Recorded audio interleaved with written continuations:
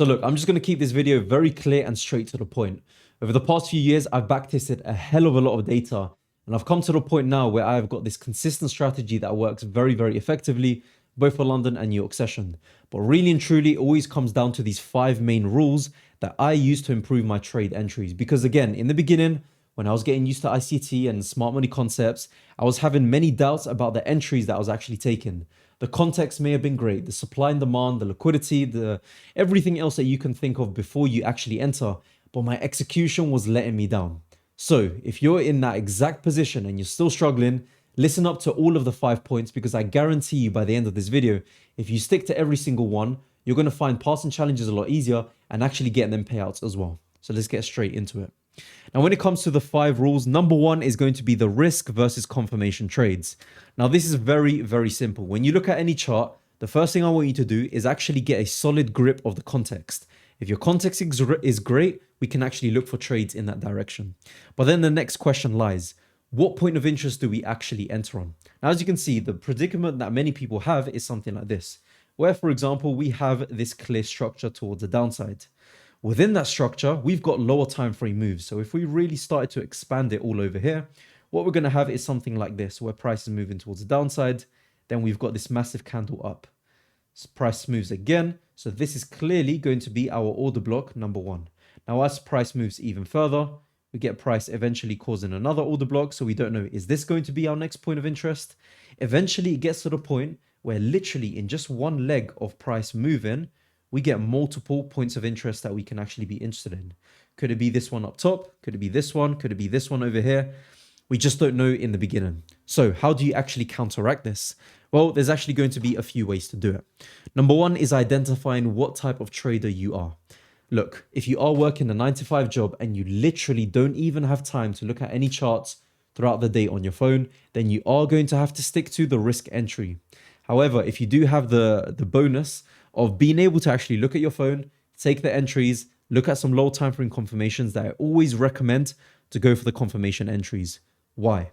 Because first of all, you're going to get higher risk to reward trades. The second thing, there's less risk on them trades as well, because even though many people might be thinking, okay, cool, the win rate over here might be a bit better because we're taking larger stop losses and everything like that.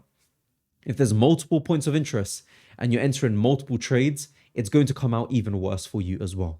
So if you do have the luxury of being able to enter and look at the charts, definitely wait for them confirmation entries. Now, this is just a quick little example to show you what it looks like in real life.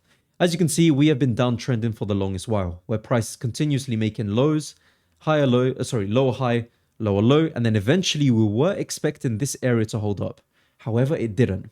What eventually price did was it caused this change of character around these levels. As price started to break upwards, it even caused these equal highs at the top. So eventually at that point, we're going to be looking for our points of interest. So what are we going to be observing? Well, we have this one over here, which obviously caused a further break up. There is a nice fair value gap just above there as well. The second option is going to be the point of interest down here as well. We've got a nice fair value gap up too. It's obviously caused a breaker structure in this particular direction. So everything is looking well and good. So the next thing is identifying the particular point of interest. If you had entered on risk limits and entering both, your first one would have been a loss anyways. This is why I always prefer waiting for the reactions. Let's observe the reaction down here. As you can see, price is now pulled back and we have identified our point of interest.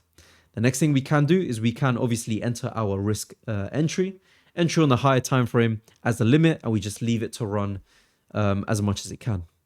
The other thing that we can do is we can wait for a confirmation entry. So in this particular example, what did we get? Not only did we get the lower time frame change of character over here, we also got a further break of structure. Now, once we see that, and this is pretty much the 2 main rules that I want you to obviously observe, is once price pulls back into a point of interest, so in this particular example, let's say it's over here, I want you to look for a lower time frame change of character. That's exactly what we've got over here. The pullback, then the breaker structure as well. And then finally, this is where we should start to look for our entries. So remember, change of character plus breaker structure equals high quality entry. This is the main thing that I want you to actually remember throughout this entire video. So this is exactly what we've got over here as well. lower time frame change of character, lower time frame break of structure, pullback. It could even be to the discounted or premium zone using a fib, or you could refine it to a 1 minute point of interest, whatever, and you're easily able to get into entries like these. If you wanted to take this a step further as well, if you feel like this is too risky, what you can do is you can wait for another lower time frame push up, pullback, and continuation. This is what I like to call my golden confirmation rule. Now, if you actually downloaded my A+ setup down below, you would get that for completely free and you would fully understand it. I've given it in a PDF format and also in a little short form course format as well that you guys can have as well. Cool. Clear? Let's move on. Now, ultimately, again, like I described, it's going to depend on what type of trader you are, but that pretty much is it. Now, rule number 2 is going to be invalidation. Invalidation is very simple. What are the causes? We have time of day, news events, fundamentals, and a fast spike into a point of interest. So let's break down every single one in detail.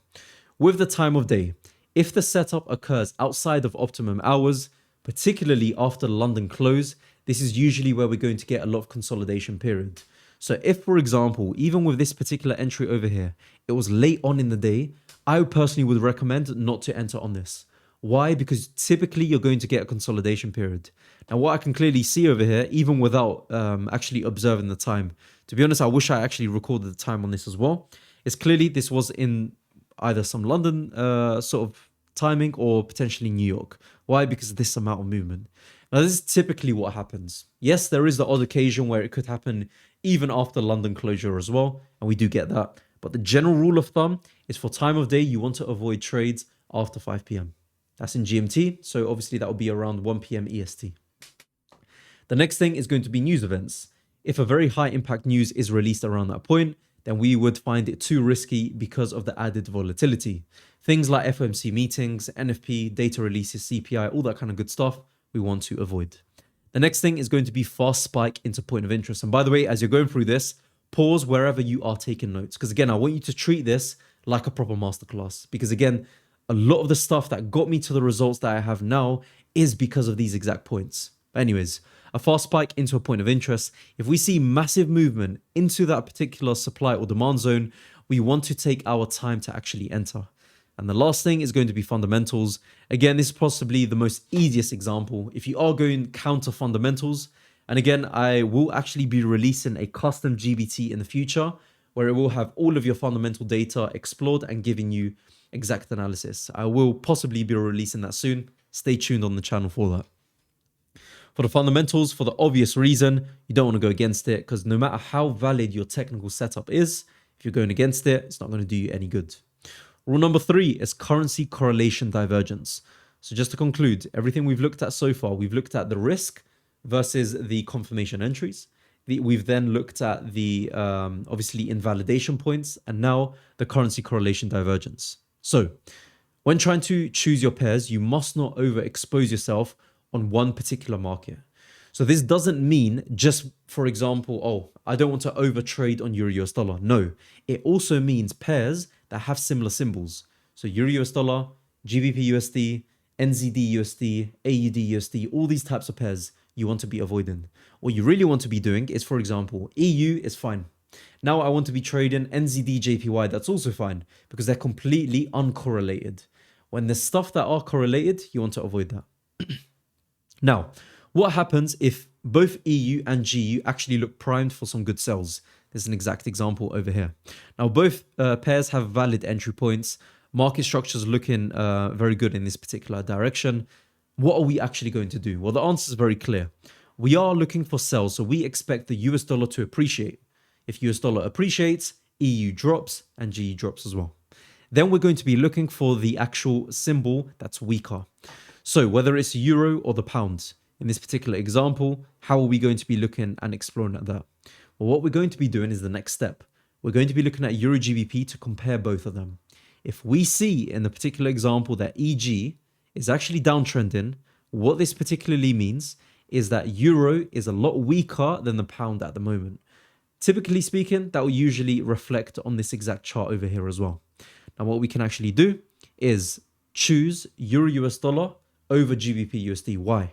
Because remember when I mentioned EU currently is expected to be a lot weaker than GU because Euro GBP is obviously in this downward momentum towards the downside. So market structure is down. The point of interest, hopefully, also hits at that point as well. This is typically what I see in my particular entries. If I'm struggling to choose between one of them, this is the exact point that I would go for. Now, what you would typically see is that EU will pinpoint drop from here. It will drop like literally anything you could think of. GU will take its time. Yes, it still may sell off. However, it will take its time. And therefore, this is more time that you have to look at the chart. This is more time that you are overexposed with that 1% risk. With the EU, as soon as it starts to drop past here, I'm moving my stop loss to break even and I'm trailing my stop loss even further.